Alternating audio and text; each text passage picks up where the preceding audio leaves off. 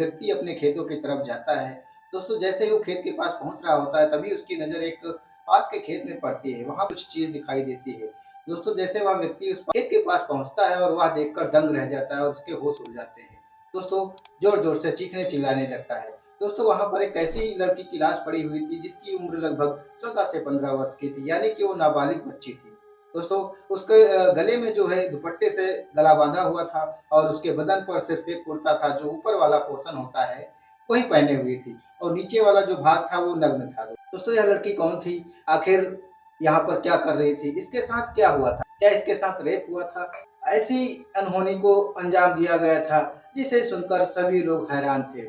यह लड़की जो है किसी अपनों का ही शिकार हो गई।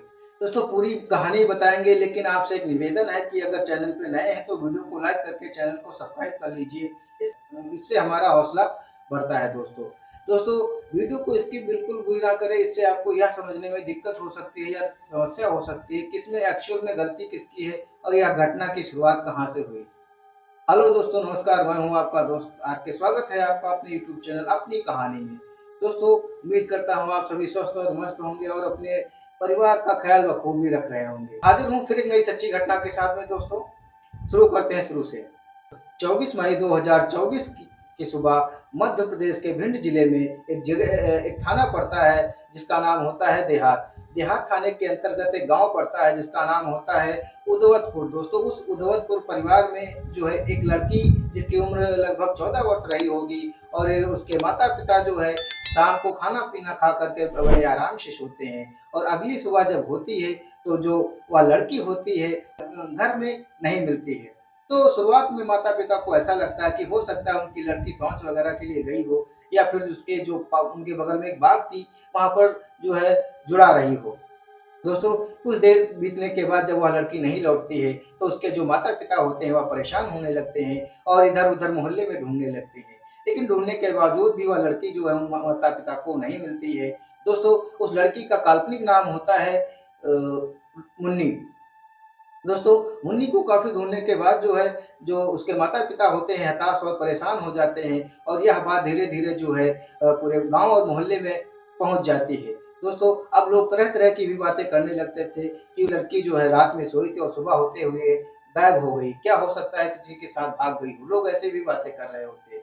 तभी उधर एक व्यक्ति गाँव का जो है अपने खेतों की तरफ काम करने के लिए जा रहा होता है और तभी 9 बजे के आस-पास जो वह व्यक्ति अपने खेत में पहुँचता है और जैसे ही अपने खेत के पास जाता है, वह देखता है कि जो है वहाँ पर एक लड़की की लाश पड़ी हुई है। दोस्तों यह देखकर वह शन्न रह जाता है। उस लड़की का जो गला था, उसके दुपट्टे से बंधा हुआ था और उसका जो कुर्ता था, वह पहने हुए थी। नीचे वाला पोर्शन होता है लड़की का, यानी कि जो टाँगे थी वो खुला हुआ थी, यानी जो लड़की थी वो अर्धनग्न अवस्था में मृत पाई जाती है और वह जो व्यक्ति था ज़ोर-ज़ोर से चीखने और चिल्लाने लगता है। वह समझ जाता है यह लड़की तो मेरे गाँव की मुन्नी है और फिर जो है उस व्यक्ति की आवाज़ को सुनकर जो है उसके गाँव के लोग यानी उदवतपुर के सभी लोग जो है वहाँ पर मौजूद हो जाते हैं और ज़ोर-ज़ोर से चीखने लगते हैं। उन्हीं में से उनका एक पिता उस लड़की का पिता भी होता है और जैसे ही वह पहुँचता है वह देखकर जो है बदहवास अवस्था में गिर जाता है और फूट-फूट कर रोने लगते हैं और उसकी लड़की की माँ भी वहाँ पर पहुँच जाती है और रोने लगती है। 15 मिनट के अंदर-अंदर उसके माता-पिता करीब 2-3 बार बेहोश होते हैं। वो लोग इतने प्यार करते थे अपनी छोटी-सी बच्ची से। दोस्तों उन्हीं में से किसी एक व्यक्ति ने तत्काल देहात थाना को जानकारी इस घटना की जानकारी दे देते हैं और फिर वहाँ पर मौके पर देहात थाना की पुलिस प्रशासन टीम वहाँ पर मौजूद हो जाती है। दोस्तों घटनास्थल की बारीकी से जाँच करने के बाद जो है पुलिस प्रशासन बॉडी को पोस्टमार्टम के लिए भिजवा देता है, लेकिन पुलिस प्रशासन को वहाँ पर कोई ऐसा सुराग नहीं मिलता है, हम जो है यह किस व्यक्ति ने किया है और क्यों किया है। दोस्तों पुलिस प्रशासन जो होता है अज्ञात हमलावरों के खिलाफ जो है मुकदमा दर्ज करके जो है मामले की छानबीन करना शुरू कर देता है। अगले दिन जो पुलिस प्रशासन होता है पोस्टमार्टम करने के बाद उस लड़की की लाश को जो है परिजनों को सौंप दिया जाता है और परिजन जो है उस लड़की की न्याय की मांग करने लगते हैं और यह कहते हैं कि जब तक मेरी बच्ची को न्याय नहीं मिलेगा तब तक इस अपनी बच्ची का जो है दाह संस्कार नहीं करेंगे। दोस्तों यह सब देख पुलिस प्रशासन बहुत ज़्यादा परेशान हो जाता है और तंग हो जाता है। तभी किसी तरीके से जो पुलिस प्रशासन होता है माता-पिता को राज़ी करता है और परिवार मौजूदगी में जो है उस बच्ची का दाह संस्कार कर दिया जाता है और पुलिस प्रशासन को भरोसा दिलाता है कि मैं आपके बच्चे के कातिलों को जो है ढूँढकर उनको सज़ा दिलवाने का काम करेंगे। इतना होने के बाद जो पुलिस प्रशासन होता है शुरुआती जाँच शुरू करता है, तो जो मृतक मुन्नी होती है उसके माता-पिता से पुलिस प्रशासन पूछता है कि आपकी बेटी की किसी से कोई दुश्मनी थी या फिर कभी किसी ने छेड़छाड़ की हो या फिर आपकी कोई दुश्मनी थी? तो ऐसी किसी भी बात से जो मुन्नी का पिता था, वह इनकार कर देता है। तो पुलिस वाले पूछते हैं कि आपकी बेटी के पास कोई मोबाइल वगैरह भी था? तो वो कहते हैं नहीं साहब, मेरी बेटी तो बहुत छोटी-सी बच्ची थी और वह सिर्फ़ स्कूल जाती और स्कूल से सीधा घर चली आती और ना तो ज़्यादा किसी से बातचीत करती थी, ना ही उसकी ज़्यादा कोई सहेली थी। यह बात सुनकर जो पुलिस प्रशासन होता है, चौंक जाता है और फिर वह वहाँ से वापस चला आता है। दोस्तों, लाख कोशिश करने के बावजूद जो है उस मुन्नी के कातिलों तक पुलिस नहीं पहुँच पा रही होती है और दोस्तों इधर-उधर काफ़ी चीज़ें पता करती है, लेकिन जो पुलिस थी उसके हाथ खाली के खाली ही रह जाते हैं। वक़्त गुज़रता जाता है थोड़ा धीरे-धीरे 1 महीने, 2 महीने, 3 महीने, 4 महीने और धीरे-धीरे जो है वक़्त गुज़र जाता है। मुन्नी के जो कातिल थे वो खुला घूम रहे होते हैं। दोस्तों, यह सोचकर उसके माता-पिता जो होते हैं बहुत मायूस होते हैं, बहुत ही दुखद भी होते हैं कि उनके बेटी के कत्ल करने वाले लोग जो है अभी तक ज़िंदा घूम रहे हैं। तो थोड़ा वक़्त और गुज़रता है, जो पुलिस प्रशासन होता है एक अपनी मुखबिरों की टीम को एक्टिव करती है और कहती है कि कुछ भी हो जाए, इस केस को हमको हर हाल में सॉल्व करना है। लेकिन दोस्तों, मुखबिरों के एक्टिव होने के बावजूद भी पुलिस प्रशासन को जो है इसका कोई लाभ नहीं मिलता है और वह जो केस था जहाँ का तहाँ जो है वैसे ही अटका का अटका रह जाता है।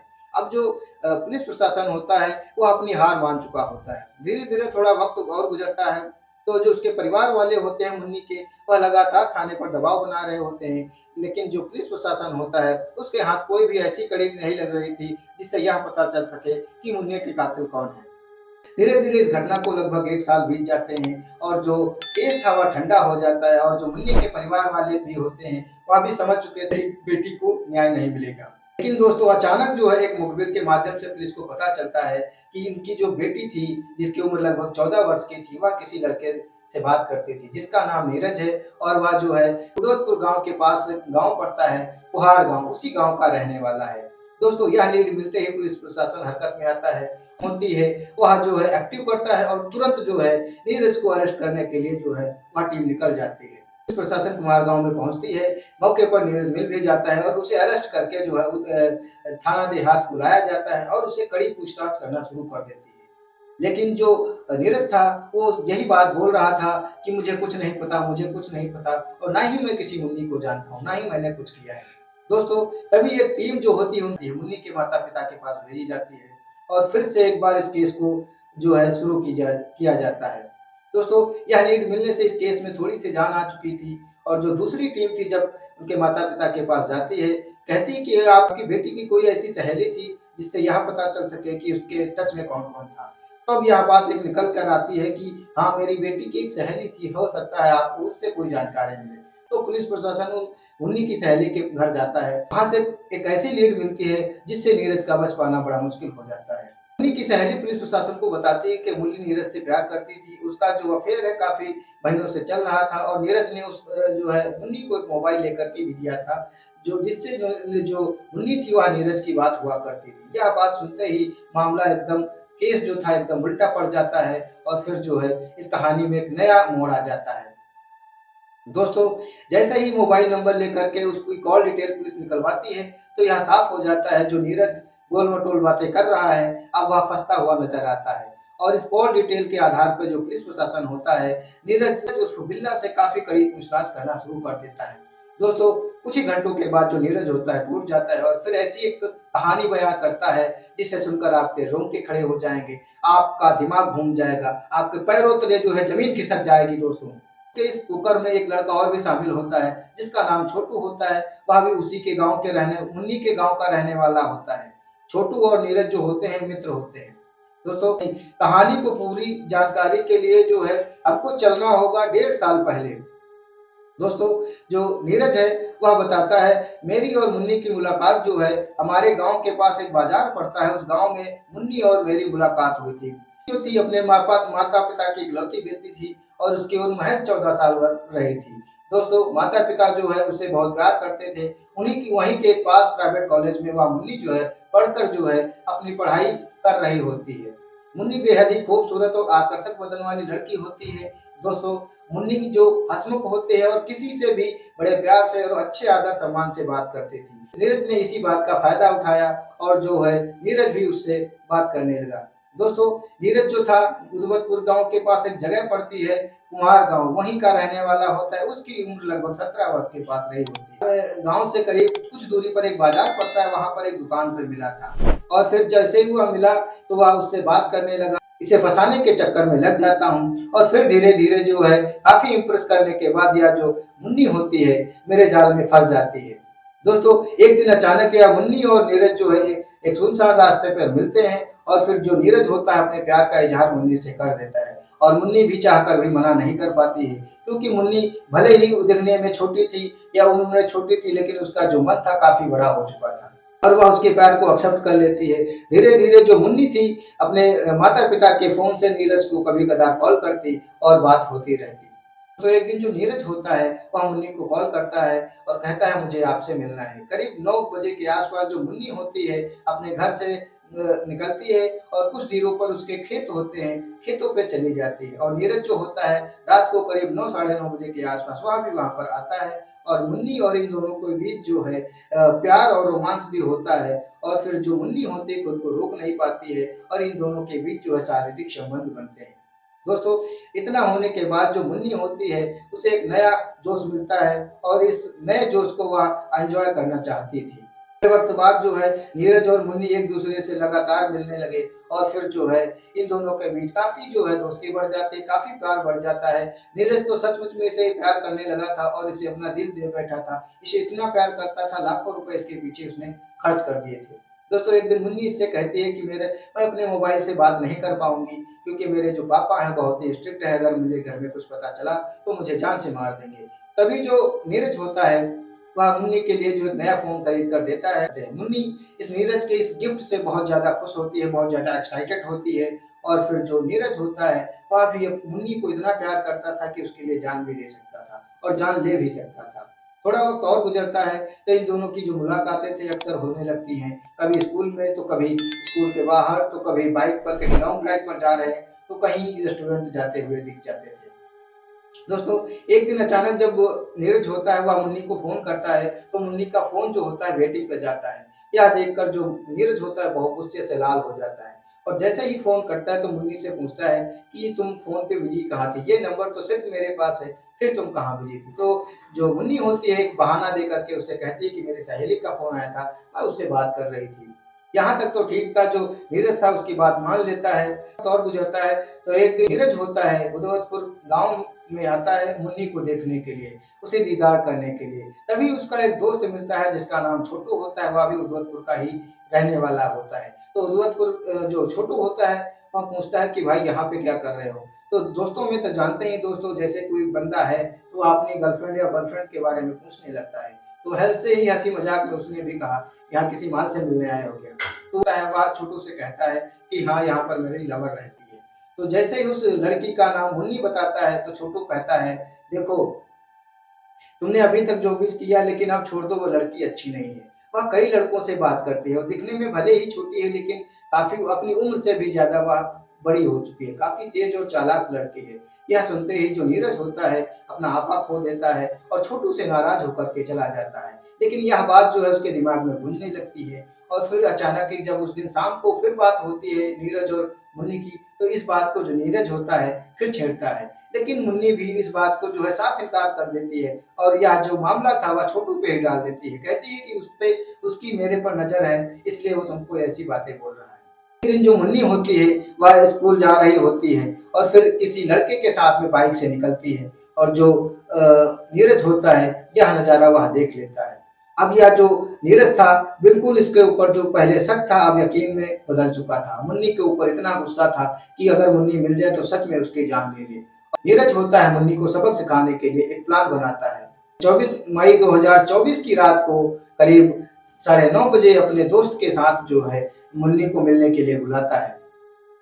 दोस्तों जैसे ही मुन्नी अपने खेतों पर उससे मिलने के लिए जाती है वह देखकर डर जाती है, लेकिन जो नीरज होता है वह कहता है डरो नहीं, ये छोटू है, तो मेरा दोस्त है। लेकिन जैसे ही मुन्नी वहां पर पहुंचती है तो नीरज जो होता है उसका फोन ले लेता है और फोन चेक करने लगता है। दोस्तों फोन में काफी सारी कॉल डिटेल्स और जो है काफी लड़कों के साथ में जो है उसकी फोटोज मिलती है। तो यह देखकर जो नीरज होता है बहुत ज्यादा गुस्सा हो जाता है और दिमाग खराब हो जाता है और उसे जान से मारने की भी धमकी देने लगता है। लेकिन दोस्तों थोड़ा वक्त और गुजरता है तो जो मुन्नी होती है वह उसे समझा रही होती है, लेकिन जो नीरज था वह समझने के लिए तैयार नहीं होता है। और फिर यह जो मुन्नी थी, जो नीरज था जो नीरज था मुन्नी के साथ में जबरदस्ती करने लगता है। लेकिन जो मुन्नी थी उसे बिल्कुल भी मना नहीं करती है। वो समझ रही थी कि नीरज गुस्सा है, इसको जो करना है कर लेने दो। नीरज जो होता है अपनी अपनी भड़ास जो है उसके हवस के रूप में निकालता है और उससे काफी तेज तेज से संबंध बनाता है। दोस्तों हद तो तब हो जाती है जब नीरज कहता है कि देखो अब तक तो ठीक है, अब मेरा दोस्त जो छोटू है वो भी तुम्हारे साथ संबंध बनाएगा। यह सुनते ही मुन्नी जो है परेशान हो जाती है, रोने लगती है, कहती है मुझे माफ कर दो, मैं कभी ऐसा नहीं करूंगी। लेकिन जो नीरज था वह माफ करने वाला व्यक्ति नहीं था। उसने मुन्नी से इतना प्यार किया था कि वह किसी और लड़के के साथ में नहीं देख सकता था। फिर जो मुन्नी होती है उसके पैर जो है नीरज पकड़ता है और फिर छोटू भी उसके साथ में संबंध बनाता है। दोस्तों पूरी रात में करीब 3-4 से बार यह दोनों बारी बारी से उसके साथ संबंध बनाते हैं और फिर करीब 4 बजे के आसपास उसके दुपट्टे से ही इसका गला कसकर हत्या करके निकल जाते हैं। इस तरह से दोस्तों एक जो नीरज होता है अपने प्यार का ही गला घोट देता है, जबकि उसमें कितनी सच्चाई थी यह भी नहीं पता था और सर पे खून सवार हो जाता है और एक नाबालिग बच्ची को जो है जान से मार देता है। दोस्तों मुन्नी की हत्या के आरोप में छोटू और जो नीरज थे उनको जो है 376, 302 और पॉक्सो एक्ट के तहत जो है सजा हो जाती है। अब यह दोनों जेल काट रहे हैं। दोस्तों क्या इस घटना को टाला जा सकता था? क्या यह जो नीरज था इसे संयम से काम लेना चाहिए था? इस पूरी घटना पे आप लोगों की क्या राय है? कमेंट बॉक्स में अपनी राय जरूर दें। और दोस्तों आप सभी से मेरा निवेदन है कि अगर आप अपने बच्चे से दूर हैं और अपने बच्चों के बारे में जो है सोचते हैं, सच में प्यार करते हैं, तो उन्हें टाइम दीजिए और उनकी छोटी बड़ी जो है गलती या छोटी बड़ी मूवमेंट पे जो है नजर रखें, ताकि आपको पता चल सके कि सच में आपके बच्चे के मन में क्या चल रहा है, आपकी बच्ची के मन में क्या चल रहा है, कहीं वह किसी गलत दिशा में तो नहीं जा रहा। तो इस कहानी का सुनाने का मकसद किसी की भावनाओं को ठेस पहुंचाना नहीं, बल्कि समाज में हो रहे अत्याचार के खिलाफ, अपराध के खिलाफ और जो है हत्याओं के खिलाफ जो है समाज को जागरूक कर और सजग बनाना है। द्वारा दी गई यह वीडियो अगर आपको जरा सी भी अच्छी लगी हो तो चैनल को लाइक और सब्सक्राइब करना ना भूलें। तो मिलते हैं दोस्तों एक नई वीडियो के साथ में, एक नई सच्ची घटना के साथ में। तब तक के लिए दोस्तों दीजिए मुझे इजाजत। जय हिंद, जय भारत।